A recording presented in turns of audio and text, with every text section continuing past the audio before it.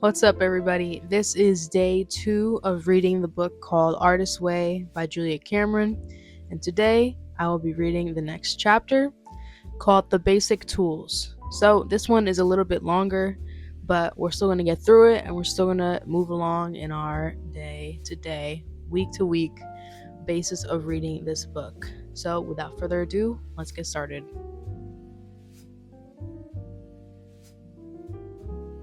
So, before I continue, I just wanted to stop and talk about a topic that Julia Cameron is talking about right now. And one of the tools is the morning pages, where you write down anything that comes to your mind in the morning and just let your artist brain, or like the right side of your brain, do its thing.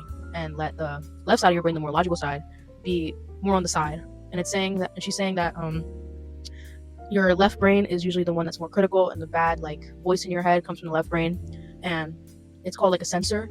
So you have to let the left brain kind of push itself to the side and let the artist brain, and the inner child, come out and play when you're being creative or you're doing the morning pages. And she was saying that the morning pages are non-negotiable, so something to do every single day. 3 pages of just writing whatever comes to mind, not necessarily about songwriting or whatever your creative field is, but just writing what comes to mind about your day or whatever like that. So I'm going to continue now.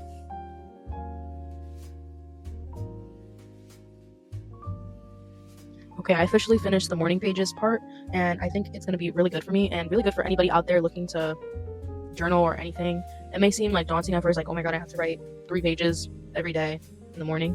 But from what I am seeing here in the book, where she's talking about, it has really unblocked a lot of people and given people a lot of creativity, flows, and it can give you answers when you're trying to find an answer to a question or something. So yeah, I think it's really good. There's still a little bit more to go in this chapter, but I'm going to keep reading now. Okay, so the second tool that she spoke about was called the artist date, where basically you take your inner child, your artist, on a date 2 hours weekly and just let them have fun and be creative, and set aside that time to let your inner child and your artist create. Honestly, I think that's so good and really good advice.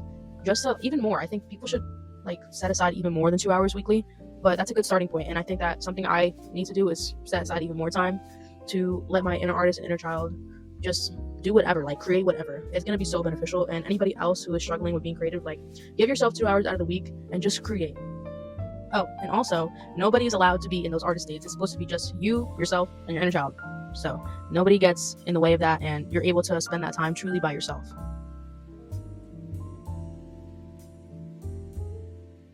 So the next tool was to basically fill up your creative well, I don't know what to call it, your well of creativity, with things that intrigue you, explore things, do things that really bring out your inner child and inner curiosity, so that you can have things that you're always fresh new things that you're thinking about, and stuff that you may want to use in your creative life.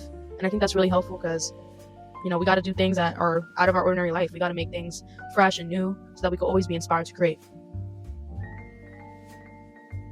Okay, and with that, we have reached the end of the introduction. So I just signed the creativity contract that it makes you sign, basically just making sure that you stay committed to the 12-week course and do everything that it's asking you to do, so that you can see the most amount of results possible. So yeah, tomorrow will be the first day of chapter 1, week 1. So stay tuned.